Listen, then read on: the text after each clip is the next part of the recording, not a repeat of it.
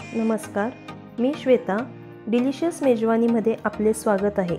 आज मी बनवणार आहे अंडा भुर्जी पराठा, जो चवीला एकदम मस्त असा लागतो. तर तुम्ही ही रेसिपी घरी नक्की करून पहा आणि व्हिडिओ आवडल्यास शेअर करायला विसरू नका. सर्वात प्रथम आपण पॅनमध्ये तेल घालून घेऊया. साधारण 2 टेबलस्पून आपण इथे तेल वापरत आहोत. तेल गरम झालं की आपण यामध्ये 2 मीडियम साईजचे बारीक चिरलेले कांदे घालून घेऊ आणि कांद्याला गुलाबी रंग येईपर्यंत आपण ते परतून घेणार आहोत. इथे आता कांदा परतून झालेला आहे. आता आपण यामध्ये मीडियम साईजचा 1 टोमॅटो बारीक चिरून घेतलेला आहे तो घालून घेऊ आणि टोमॅटो छान मऊ होईपर्यंत आपण ते परतून घेणार आहोत. इथे आता कांदा आणि टोमॅटो परतून झालेला आहे. आता आपण यामध्ये काही मसाले घालूया, जसं की पाव टीस्पून हळद, 1 टीस्पून धना पावडर आणि 1 टीस्पून लाल मिरची पावडर आणि हे सर्व छान परतून घेऊ.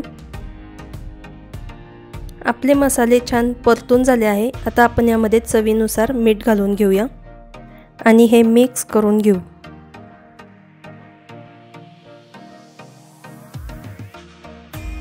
इथे मी 5 अंडे फोडून घेतलेले आहेत. आता आपल्याला ते फेटून घ्यायचे आहेत. ते छान फेटून झाले की मग आपण हे पॅनमध्ये घालून घेऊया. आता आपल्याला हे मीडियम फ्लेमवर एकसारखं हलवत राहायचं आहे.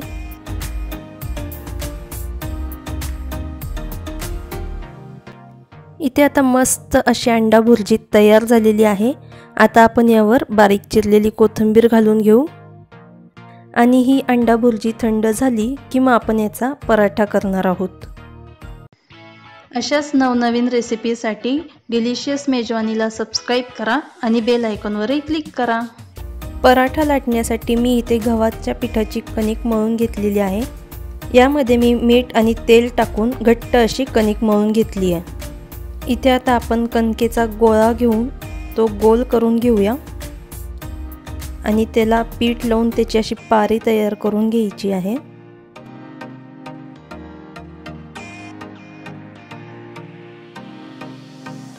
आता या पारीमध्ये आपण तयार केलेली अंडा भुर्जी भरून घेऊया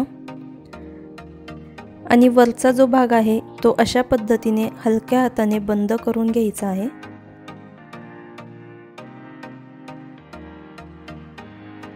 आणि वरचं जे एक्स्ट्राचं पीठ आहे ते काढून घेऊ.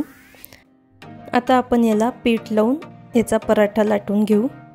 पराठा लाटताना आपल्याला थोडासा दाब देऊन पराठा लाटायचा आहे, म्हणजे आतमध्ये जी आपण भुर्जी भरली होती ती सगळीकडेच छान स्प्रेड होईल.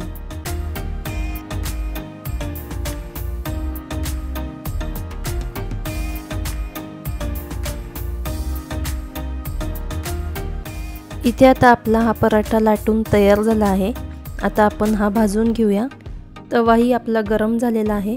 आता आपण या तव्यावर तूप घालून घेऊ आणि मग हा पराठा तव्यावर घालायचा आहे. पराठ्याला वर थोडे बबल्स आले आहेत. आता आपण हा पराठा पलटून घेऊ आणि दुसऱ्या साईडनेही पराठा चांगला भाजून घ्यायचा आहे. आता आपण याला वरच्या बाजूने तूप लावून घेऊया. तुम्ही तुपाऐवजी तेल किंवा बटरचाही वापर करू शकता. आता हा पराठा पलटून आपण दुसऱ्या साईडनेही तूप लावून घेऊया आणि दोन्ही बाजूने आपण हा पराठा छान खरपूस भाजून घेऊया.